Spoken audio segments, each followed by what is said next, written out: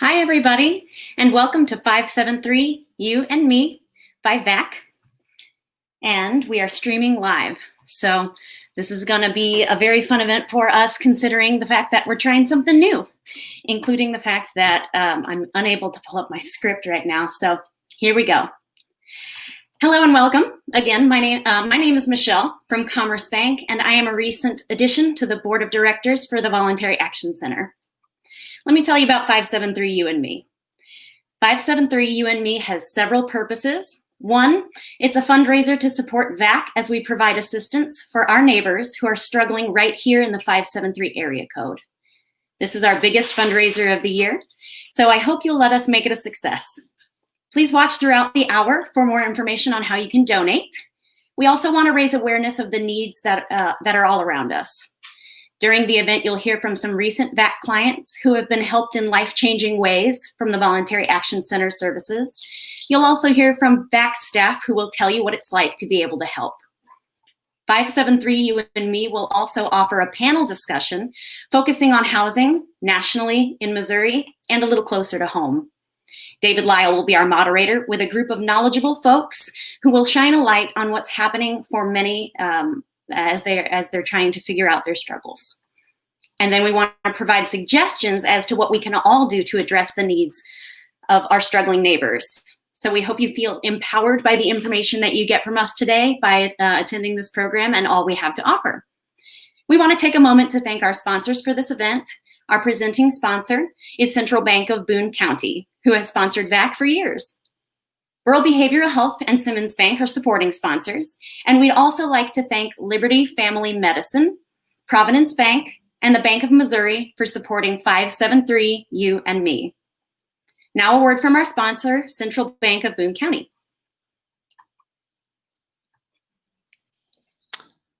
Hey everyone, good afternoon. On behalf of Central Bank of Boone County, thank you for so much for being with us this afternoon and for supporting such a wonderful cause. I'll make this short because I know we have a wonderful panel that is going to provide you with some wonderful information, and so we want to give them as much time as possible. But we are honored to sponsor 573 You and Me this year. We've been a long sponsor of VAC. As a neighbor in your community, we are really well aware of the struggles that our neighbors and your neighbors are facing right now, especially in the areas of health and housing, education, and employment. I can tell you I've been a director at VAC for roughly 5 years now, and I can't say enough for the wonderful work that the staff does.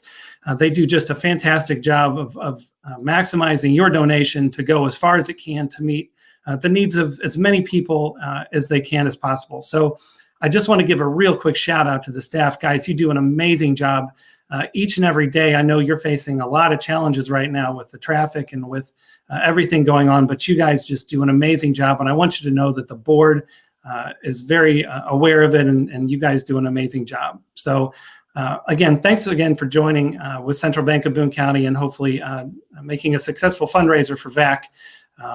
VAC's mission is to bridge the gaps between crisis and stability and improve quality of life in Boone County.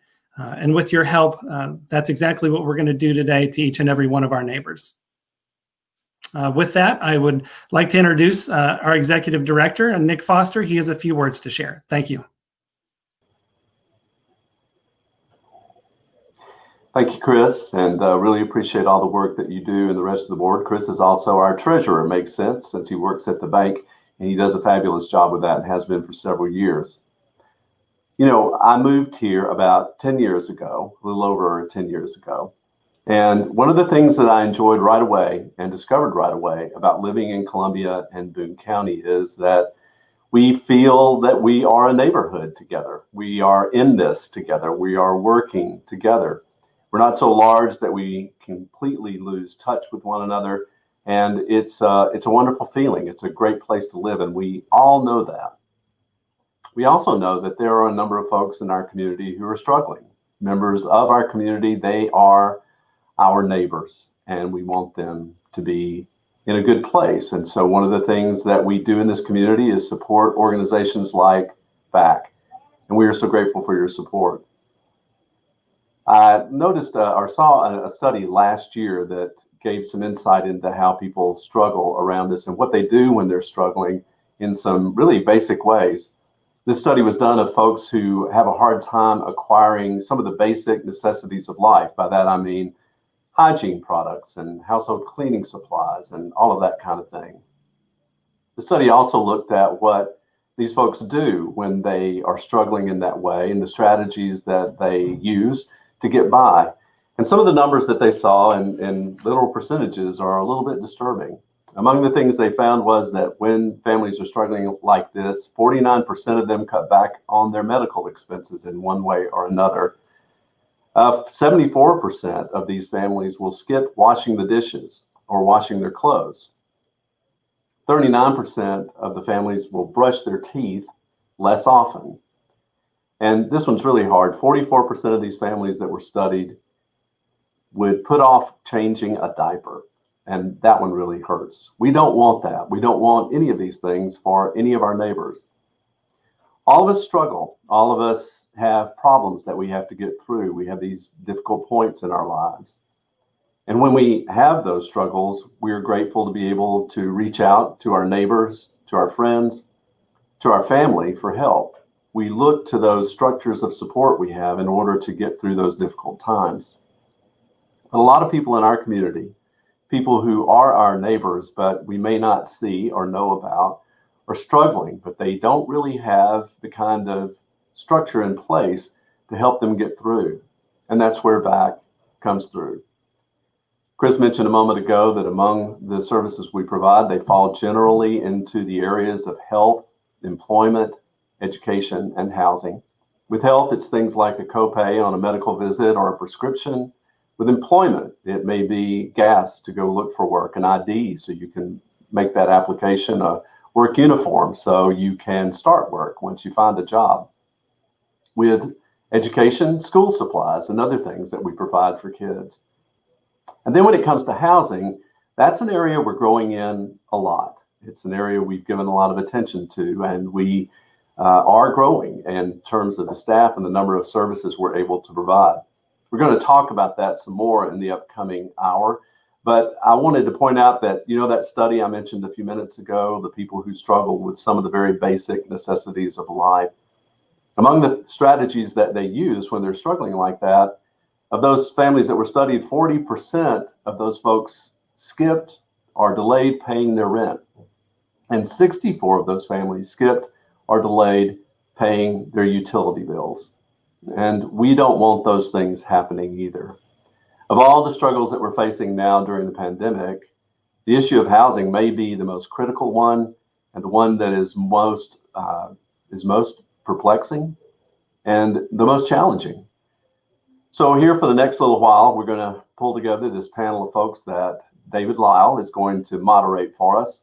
You're going to hear about this challenge on a national scale, on a statewide scale, about what's happening in Missouri, about a regional perspective on what's going on in terms of housing. And then I'm going to talk some specifically about what we're seeing at VAC. We're talking about our neighbors. We're talking about people that we drive by, that we see in the store, that we live close to, but we may not know that they're struggling in the way that they are. We want to help our neighbors. So here for a bit, we're going to talk about housing. And in order to help us do that, our moderator is my friend and my neighbor, David Lile. David? Nick, thank you. I was wondering if you were going to say that we actually are neighbors. We live backyards, really abut each other. And so it's good to be able to be a neighbor of Nick. I think it's also good to be able to be asked to help out today because I'm interested in what our panelists have to say. I've respected Voluntary Action Center for many, many years. I've been involved here in this community for 30 years. And I think early on in my time when I came back here after moving away after some college, I think I was privileged to meet some of the people and know what Voluntary Action Center is doing. So thank you very much for including me. And we appreciate those who are listening today and hope that their hearts will be touched and that they will support Voluntary Action Center as we go through this day. We are going to focus on two main questions, and those questions are, what is the need when it comes to housing and what are the possible solutions? I want to do a quick introduction of who else is on the panel in addition to Nick, who said he was one of the panelists. Brooke Shipwright from the National Low Income Housing Coalition, Sarah Owsley from Empower Missouri, and Darren Priest from the Central Missouri Community Action. Those are panelists in addition to Nick. And so we want to tell, first of all, them thank you for joining us. And for those of you who are joining us and maybe have a question, if you have something that you want to ask that you wonder whether it's going to get addressed or not in the conversation, you are able to join us through a chat. I don't believe you can see all the chat comments, but we can. And if we can work the questions in, we'll do so. I know this hour is going to move pretty quickly, though. So let's get started. Let's talk about what the need is. And let's talk about what the need is from the point of view on the national level. The National Low Income Housing Coalition was founded in 1974. The website is nlihc.org. It says it's dedicated solely to achieving socially just public policy that ensures people with the lowest incomes in the United States have affordable and decent homes. They educate, they mobilize, and they try to shape public opinion. I'd like to welcome and say thank you to Brooke Shipwright for joining us. I believe she's probably in Washington, D.C. maybe today. Brooke, thank you so much. If you want to say anything else about the National Low Income Housing Coalition, please do so. But we want to zero in as best we can today from the national perspective. What is the need when it comes to housing? Sure. Thank you so much. And thanks for having us here with you all today. We knew there was an affordable housing crisis before the pandemic hit this year, with a severe shortage of affordable homes, particularly for the lowest income renters nationwide. And that is why we focus our work in that area. The shortage leads to low-income renters paying much more than they can afford in rent, and just one small crisis away from risk of homelessness. Nationally, there were nearly 11 million extremely low-income renters paying more than half of their incomes on rent. And in Missouri, 70% of the state's 204,000 extremely low-income renters were paying more than half of their incomes towards rent before the pandemic began. You'll see, I think we have some slides available, but if not, there it is. In the pie chart on the left, that most of the people in this extremely low income category who can work do. So it's not as simple as just getting a job. Next slide, please. The fact is that in addition to the shortage of affordable homes, wages have not kept pace with the rising housing costs. In Missouri, someone must work 68 hours per week at minimum wage or earn over $16 an hour to afford a modest two-bedroom home. You can see that this is even higher for Columbia, with a needed wage of over $17 an hour. Next slide. Now, the pandemic is that one crisis that's putting people at real risk of homelessness. We're seeing widespread job and wage loss, and the relief dollars Congress has provided so far have either been difficult to access for some or not enough to meet the need in most communities. One estimate projects, as you'll see on your screen, that 30 to 40 million renters are at risk of eviction by the end of 2020, without significant and sustained federal intervention. This is incredibly alarming and disheartening, and while the current CDC eviction moratorium, some of you may know about, is a helpful first step, it's only delaying the tsunami of evictions. So we're monitoring this closely, and we're pushing hard at the federal level for resources to make it to local communities like yours, and we'll talk about solutions later on. Brooke, thank you. A good start and a good context for us to keep in mind as we continue our discussion now and move it a bit closer to where we are, and that would be through the work of Empower Missouri. Their website is empowermissouri.org, and they're out of Jefferson City. They say they're advocating for justice. Their mission is they work to secure basic human needs and equal justice for every person in our state through the coalition building and advocacy. Their vision is a Missouri in which all people have food, shelter, and justice. We welcome to the program and thank her for her time today, Sarah Owsley. Sarah, thank you. Yeah, absolutely. Thank you so much. I'd just like to build on what Brooke shared a little bit about what we see in Missouri. As you saw, there was about 118,000 Missouri families that struggled before the COVID-19 pandemic to secure safe and affordable housing to them, we should consider that most of those families are still struggling now and likely having a hard time finding stability. I went all over the state and talked about those families before the COVID-19 pandemic and talked about local and state level policies that would help secure those families. And we continue that work now, both through the time when the legislative session is in session and now, which is kind of our off session, as we wait for the results of the election coming in November, and then January when our state house comes back into session. We work with local partners to find out the needs on the ground, and we help bring the stories of people who are impacted by housing insecurity and experiencing homelessness to our state legislature to really let them know kind of what is the experience of our everyday Missouri families and Missouri households. We also work with our national partners like Brooke at the National Low Income Housing Coalition and others, and at Missouri, empowermissouri.org, you'll find how to contact your federal lawmakers now to talk to them about your experience in the COVID-19 pandemic and to urge them to provide more federal relief to help address that need that Brooke covered there. So thank you so much for having us, and I'm looking forward to this conversation.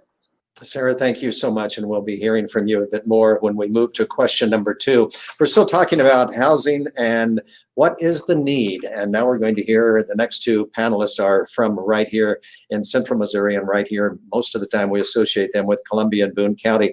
Central Missouri Community Action was founded in 1964. Its website is cmca.us.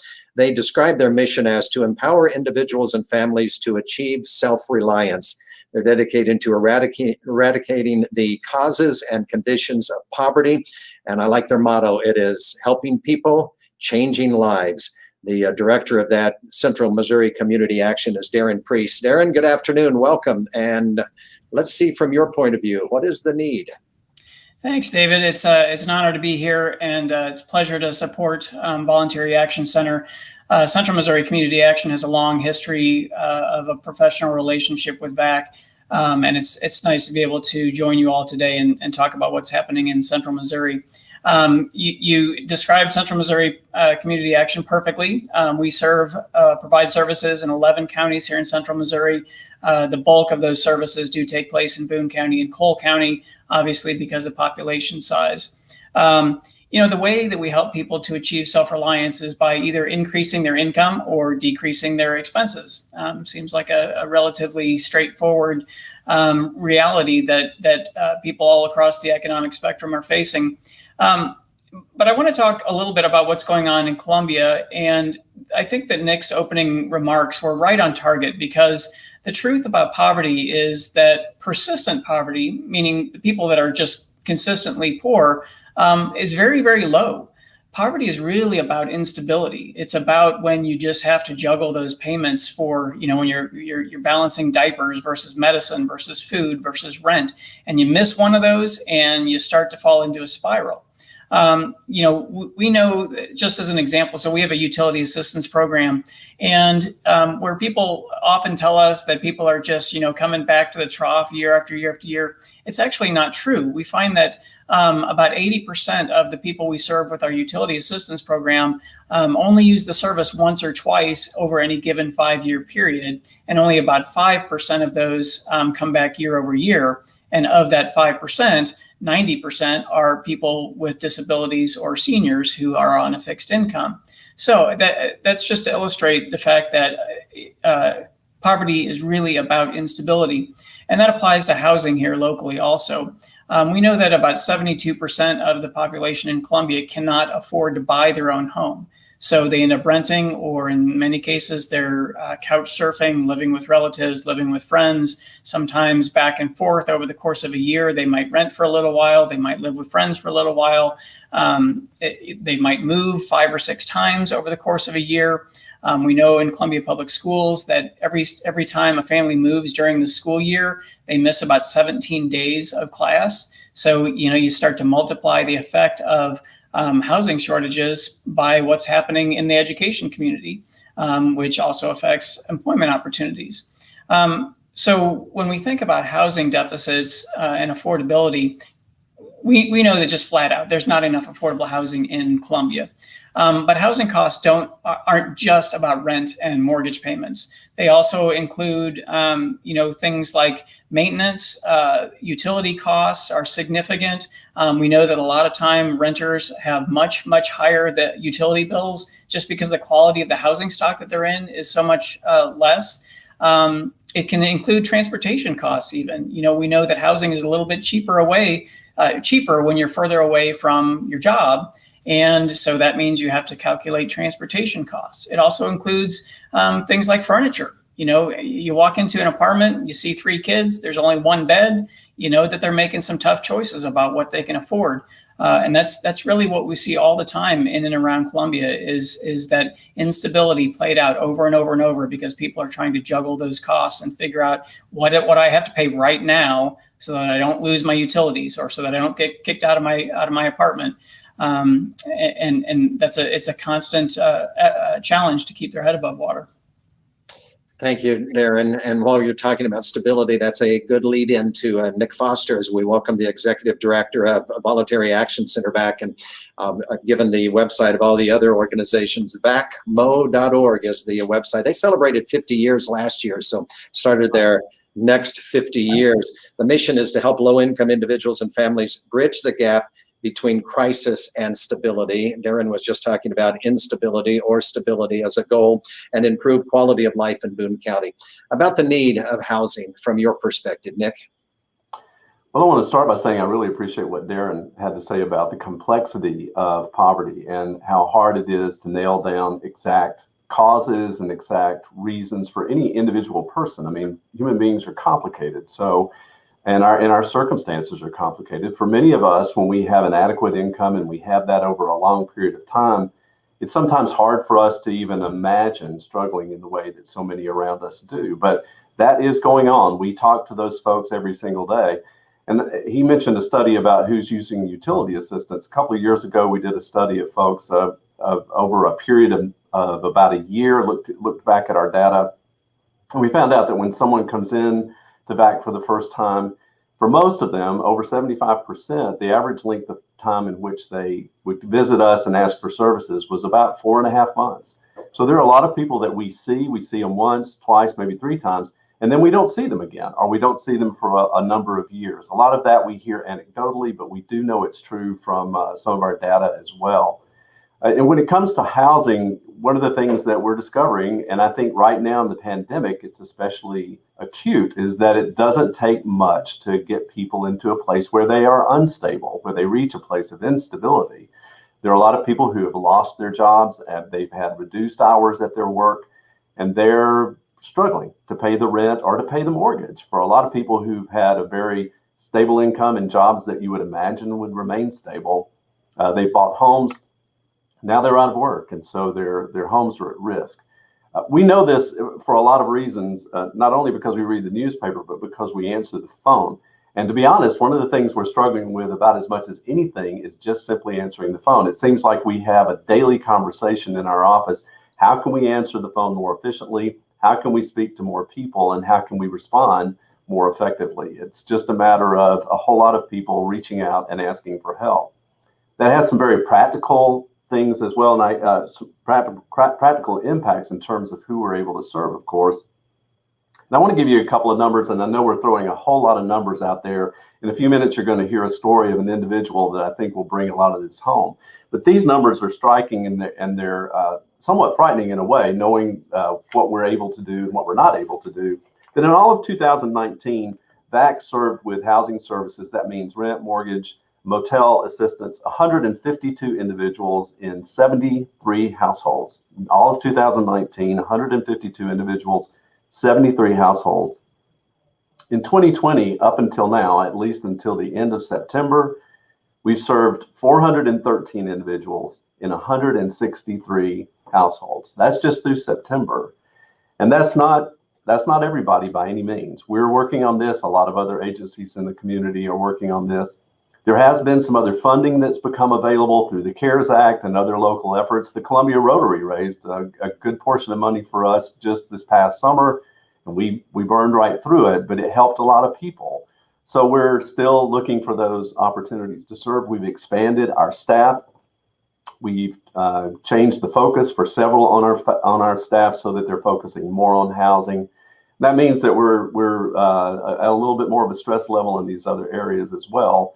But we're doing everything we can to bring the resources to bear and to reach out to the resources that are available in the community to make that possible for us to help. But we know that we're not going to be able to reach everyone. And this pandemic, before all of this, all the panelists got together a little bit ago. And one of the things we agreed about is that this is a problem that was already here. It's just that the pandemic has exacerbated it and made it that much worse. But the issues we're facing in terms of housing are issues that were here before the pandemic. They'll be here after the pandemic. In the meantime, we need to do the very best we can to react in a crisis mode, and that's what we're doing at VAC. Nick, thank you. Appreciate that. I will say this, when I came to the Voluntary Action Center office today for this program, there were 2 people at the door, and I know at least 2 other couples that were waiting in cars needing the services of Voluntary Action Center. So when Nick Foster says the phones ring a lot, in-person visits and requests and needs are also prevalent. I saw a quote earlier today, "Can a man who is warm understand a man who is freezing?" Can we who have stability in our lives, especially when it comes to housing, understand someone who does not have stability in his or her housing? We've heard from our 4 panelists. Before we go to the second question about what possible solutions there may be, I want us all to watch a video from someone who has lived this instability firsthand. Please watch this from one of the clients of the Voluntary Action Center here locally.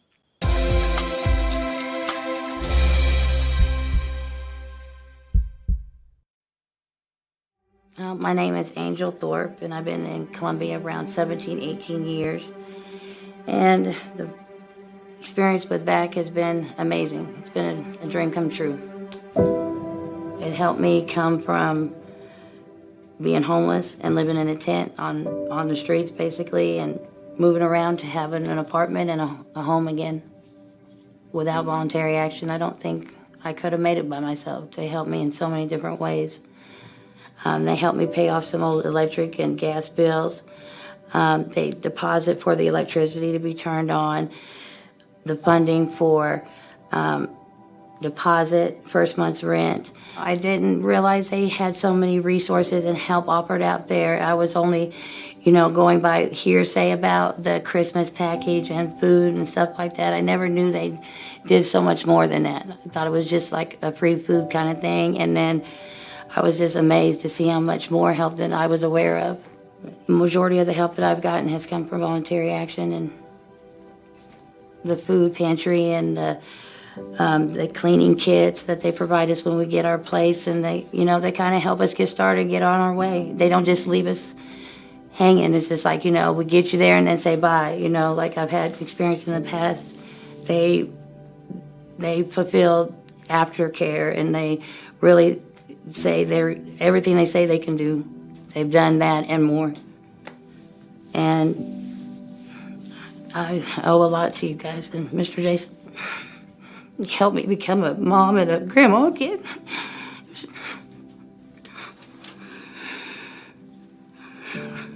When I thought there was no other where to turn, they stepped up and amazed me. It's like a miracle fell out of the sky, and it was a dream come true, life-changing. We all fall down, and it's not for the reasons that everybody thinks it is.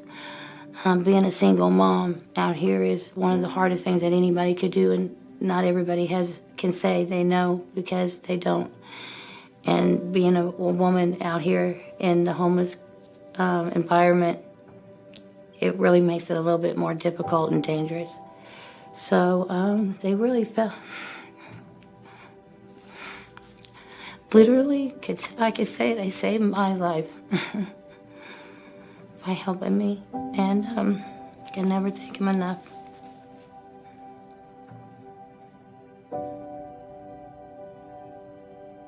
Voluntary action made me feel like I deserved it, like it's okay, like there's nothing embarrassing or shameful to be embarrassed about, you know. Made me feel comfortable and at ease, and made me feel like I could do it. Made me feel worthy, you know. And I can say on the behalf of my grandchildren and kids, thank you, because they were as well worried about me and wondering, is Mom okay? You know, and so now they say they don't have to worry about Mom, that she's all right now.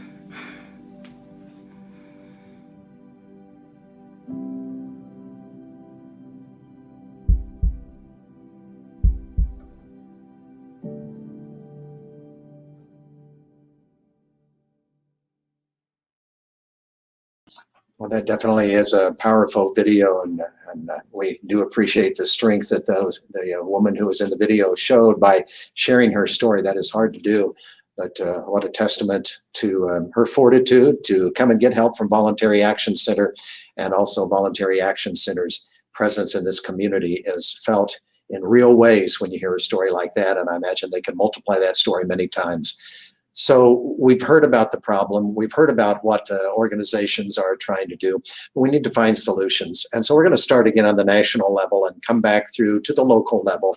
And welcome again, Brooke Shipwright from the National Low Income Housing Coalition. Brooke, as you've heard the rest of the panelists say what they've had to say, and then as you heard and saw that video, what comes to your mind, and important with that is, what do you see as possible solutions from a national level?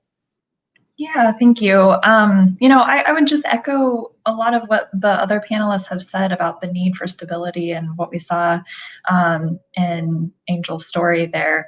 The current health and economic crises are throwing even more people into that uncertainty and instability. So what we're really calling for right now are some urgent immediate solutions in the next federal coronavirus relief package to meet the need in communities like Columbia. The first is at least $100 billion in emergency rental assistance to keep people stably housed at a time when our health, our collective health depends on our ability to stay home. We're also pushing for a national uniform eviction moratorium. The current CDC one ends at the end of this year.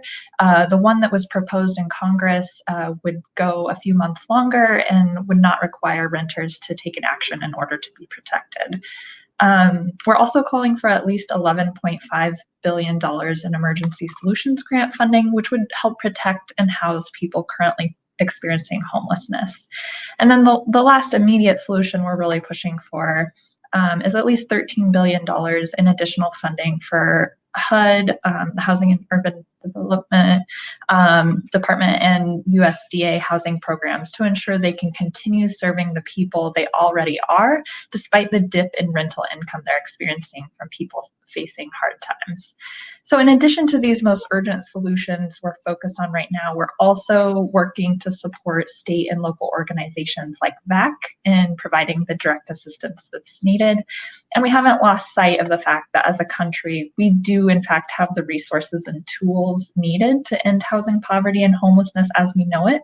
We just need the political will to do so. So we'll continue to push alongside advocates like you all around the country for the long-term solutions we know that work, such as rental assistance and investments in preserving and expanding affordable homes. How hard is it to get a message to those that are in the federal government? And especially now we're hearing that postpone maybe the next relief package until after November 3rd. To many of us, that doesn't seem far away. It's 26 days. But if I didn't have housing, that would seem like a very long time to think, well, when will I maybe get some help from the federal government that would come down through the steps that it would need to come down to reach me?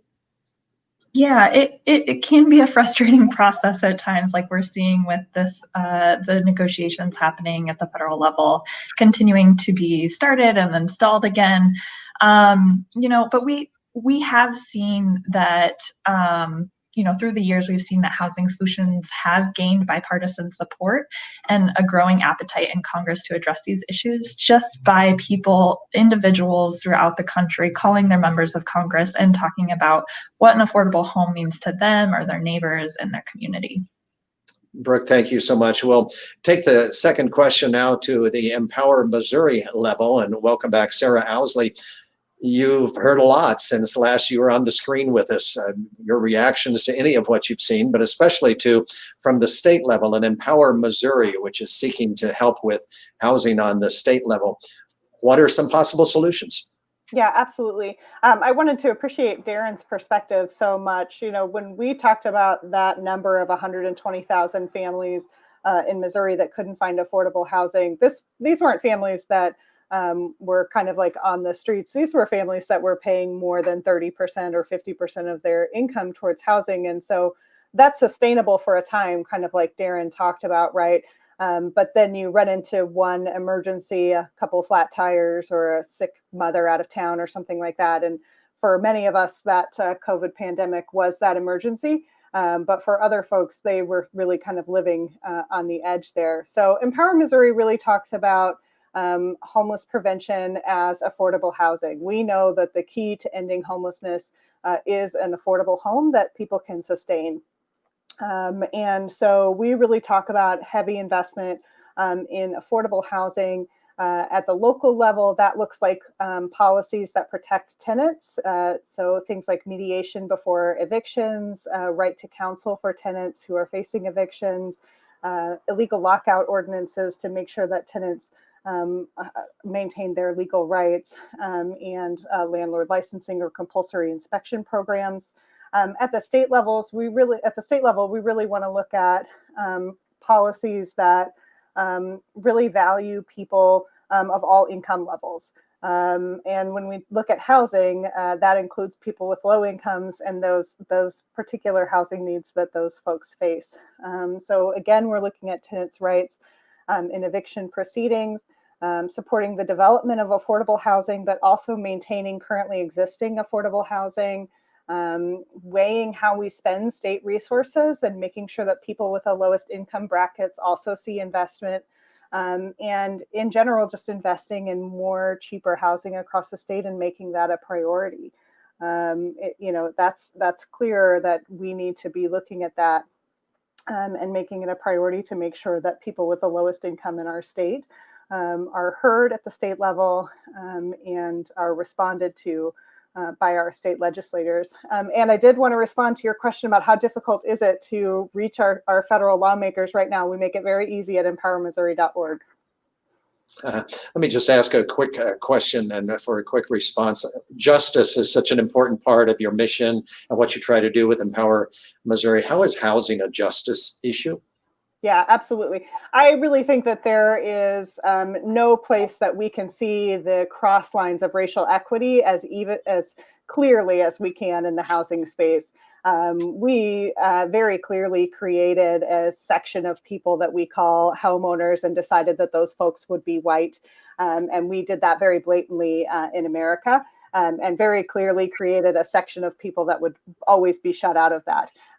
So we are very clear to talk about racial equity in all of our work, talk about racial justice in our work, and talk about the fact that housing is a human right, and it can't also then be an income generator for some people. It can't also be a wealth builder for some folks. We really have to talk about everybody needs a roof over their head in order to sustain life. Housing is a human right.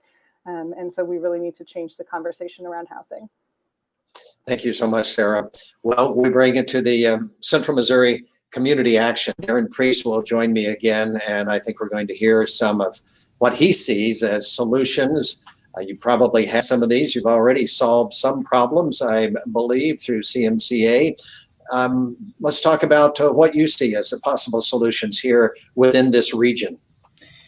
Yeah, thanks, David. So some of the things are already happening. We just need more of them. So, for example, we improve existing housing stock through our weatherization program. So we make homes more safe and energy efficient. That's one thing that we need to do, is really look at the overall housing stock and see where we can improve, rather than just continuing to build out away from the center of the city. Also, we work with the City of Columbia through their housing programs, with Job Point and with Habitat for Humanities, to build single family homes and then subsidize the cost of those homes, either through sweat equity like Habitat does, or by selling the home at 80% of the appraised value, so that the homeowner doesn't have to pay down payment and has immediate equity in the home itself. So those things are already happening. And like I said, so between those three organizations, on a good year, we build 5 homes. That's not nearly enough to meet the demand that's out there. We also have seen the Missouri Housing Development Commission has just reopened their state low-income housing tax credits. So we can apply for funding to build apartments and multifamily housing units. It's incredibly competitive and very high demand. And oftentimes we see for-profit developers snag up those tax credits, which is great. That's their business model. But when a nonprofit organization applies for those tax credits, any profit that we generate through the construction process goes back into affordable housing to multiply the value of that investment. I think, so a couple of the things that we need to do more of is we need to get more landlords that will work with the Housing Choice Voucher Program, commonly known as Section 8. We always need more landlords to consider that as part of their rental portfolio. We also need more rent controls. CMCA is purchasing homes to make available for rent. And, we're in a fortunate position that we don't have to generate profit, so we can hold those rents down as low as possible and make them available at less than market rates. We also work closely with the City of Columbia on their land trust initiative. This is a great way to move people out of rental and into property ownership, home ownership, but by taking out the value of the land. So the land trust continues to own the land itself, but the home buyer can gain equity in the house itself, having reduced the cost of the initial purchase by the value of the land. That sounds a little confusing, but it's a great program. Randy Cole at the city runs that, and it's been slowly expanding and picking up steam. And then I think the last thing that we really need to think about is that it doesn't pay for a developer to build a small home. Just when you look at the cost of construction, the cost of wood and supplies and materials, building a home less than about 2,000 square feet is really hard to make profitable. So we have to figure out a way to either incentivize smaller home construction, or maybe the carrot and the stick argument. Should we punish developers when they don't include more affordable housing, or can we somehow incentivize that construction? Let me ask you this before we move on to Nick, and that is, you have information or background information. Let's say somebody is listening to us today, or maybe watching this as it repeats and is available through a recording. If they say, well, give me more information about the housing credits and the situation you see there, or give me more. Good source is CMCA for this kind of background information for people who want to know more than what you can share today? So you can find out about what CMCA is involved in by going to cmca.us, and you can go to the tab that says Get Help, and you can see all of our housing related services and programs. You can also look at the Missouri Housing Development Commission website to see information about those tax credit deals. And then also the Columbia Community Land Trust has a website that explains some of their programs, including they have a home buyer class and down payment assistance programs that are all available through the city website. Darren, thank you. Nick Foster, we'll welcome you back. And this will be our final comment from one of our panelists. And it's on the question of what are the solutions? I think you're going to want to thank those who have been the panelists from near and far, but then also what do you do? I mean, you do solve problems of housing. We've seen that in the video that we saw just a few moments ago. We'll hear about it in another video in a moment. So let me hear what you want to say in regard to the solutions. Well, first, I want to thank everyone who's been on the panel, my new friends, Brooke and Sarah, who are with fantastic organizations. If you're wanting to know more about what the situation is in terms of housing, these are places I go to get information. And they're doing wonderful work advocating for the folks who need that help. And then my friend Darren, who we work closely together, we're on the phone with one another on a fairly regular basis, but not often enough. And the incredible work that's happening at CMCA. I will say that that gives me a little bit of a way to move to what I want to say about one of the solutions. And one of the solutions is that all of us who are working on this work on it together. And we're doing that. I think that sometimes people have the impression that maybe VAC, CMCA, Phoenix programs, True North, and all these other agencies who work on homelessness are kind of working on their own, but that's not true. We're working together, and we're reaching out to one another. We're talking to one another, and we're wanting to leverage everyone's resources to help one another. And that is working. That is making a difference. There is the Functional Zero Task Force that is here in town. All of those who are working on housing meet twice a month to actually go through a list of people who are homeless in our community and to make a determination about who is best to work with whom on that list. That's an important way that we can begin to meet the need. And we're having success with that. That is working. And we're getting close to getting to functional zero. That is having no one who's outside the realm of receiving help among our veteran population, which is an area that we're specifically focusing on in that group. Also, when you heard Angel talk, you talked about the help she got from Jason, our case manager here at VAC, one of our case managers here. That work, that relationship that supports and underwrites someone while they're receiving the assistance is big, it's huge. And study after study shows that if you provide case management for people, if you provide that relationship for someone, if you help them to reach out to the other resources they need, they're far more successful than they would be being left on their own. So we need to maintain case management, and we need to increase that. It's already been mentioned that we need more rent and mortgage assistance money available to us. That's true before the pandemic. It's certainly true now. It'll be true afterwards. And it's already been mentioned too that we just need more affordable housing. When we talk about this, one of the primary hurdles or the most difficult hurdles that a lot of our clients who are in housing have trouble getting through, especially when they're homeless and they're looking for a place, is finding a place they can afford that meets that level of rent reasonableness that funders require. That we just don't have enough units like that in our community. And so we do need some more of that. And then we need living wages in our community. We need for people who are doing good work and doing important work to receive the kind of compensation that makes it possible for them to live well. We talk to a lot of people in our offices who are working not one, but two and more jobs than that very often, just to keep body and soul together. So that's another thing that we need to address. While we might have low unemployment rate in our community, and gratefully so, we still have a gap when it comes to people being able to pay for the things that they need in their lives on a daily basis, weekly, monthly, and yearly, because they're just not making enough money. So there are all those things that are out there. It does get very complicated, as I said, but there are solutions, and we're seeing those solutions work. Nick, I just want to say thank you to what you bring to the job, your expertise and your energy to this job, and also your staff at Voluntary Action Center. Also want to say the same for Darren Priest, who represents many who are working with Central Missouri Community Action. Thank him for being part of the panel today. Sarah Owsley, who brings the passion and the expertise to Empower Missouri, and Brooke Shipwright from the National Low Income Housing Coalition. There's more to come on our program. Again, thank you to those panelists. And thank you for paying attention to the next video, which is going to blend together some of the staff from Voluntary Action Center and how they are touched and how they go about doing their job as well as with the clients. So thank you for being a part of this. That's the end of the panelist portion, but stay with us and let's watch this video together.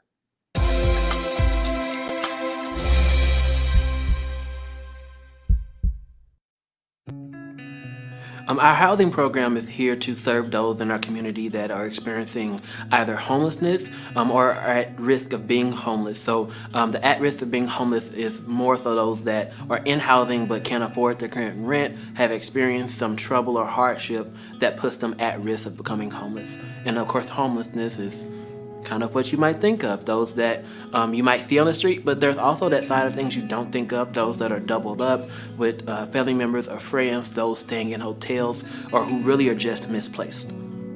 When families come to VAC, I will see them for a lot of basic needs services, for things like diapers, prescriptions, medical dental copays, cleaning supplies, food. I also see a lot of folks for holiday program because I am the holiday program coordinator. When I moved back here in 2011, when I moved back to Columbia, I didn't know what I was going to do. I mean, I hadn't even got my disability yet. A little bit of money that I was getting from DFS and food stamps and so on and so forth. So, with that said, I didn't know how I was going to get Christmas for my son. At that time, he was in kindergarten. Me and my son got picked by a family, and you talking about that they laid him out. They laid him out greatly. And I don't know who the family is because they never tell you who the family is that chooses your family for Christmas. And I would just like to extend my blessings for the many years that y'all did help us, whatever family adopted us. And I appreciate everything from my heart. In the short time that I've been here, I have been able to see our program help people in ways that you could only understand being in the moment.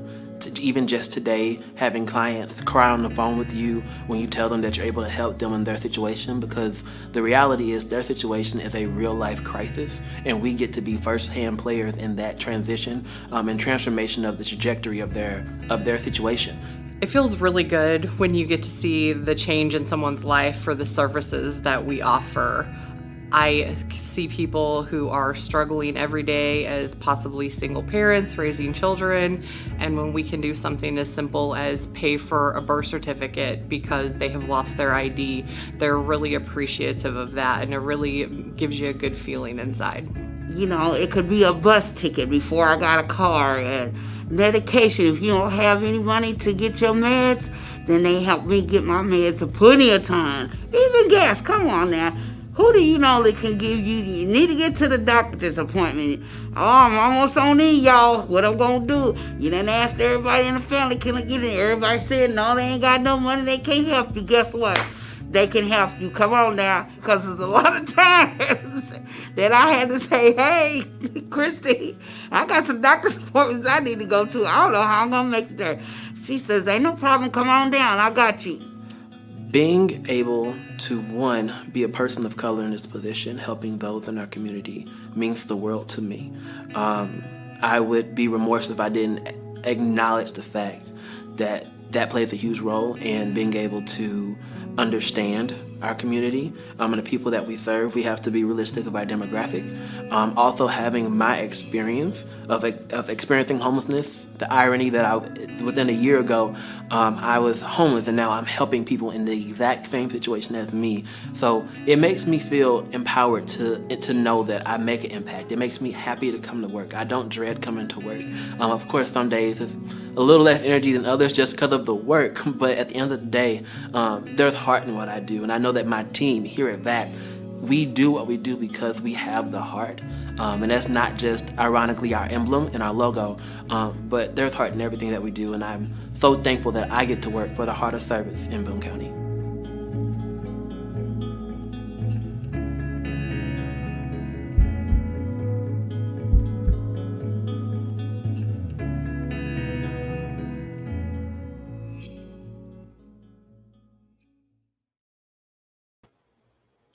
Hello, neighbors. I'm Diamond Scott, President of VAC's Board of Directors and lifelong Boone County resident. We want to thank you for attending our virtual fundraiser, 573, You and Me. Over the last hour, you've heard an in-depth discussion of the needs in our communities nationally, statewide, and locally here in Boone County. You've heard from our staff about the services that VAC provides, and from our neighbors who have used VAC services and the impact that it has had on their lives. Your community is calling you to give what you can to help support your neighbors in need, to help your neighbors bridge the gap between crisis and stability. We hope you will consider making a donation, knowing that your support of VAC is support of your neighbors right here in Boone County in the times when they need it most. We thank you so much for your time, your support of VAC and our mission, and your commitment to improving the quality of life right here in Boone County.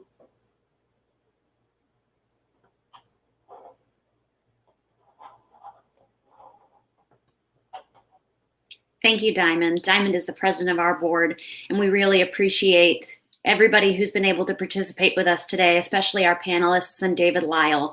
So as we draw our program to a close, we want to bring up the information that is going to help guide you in not only donating, but where you might be able to find this video later if you aren't able to watch it live.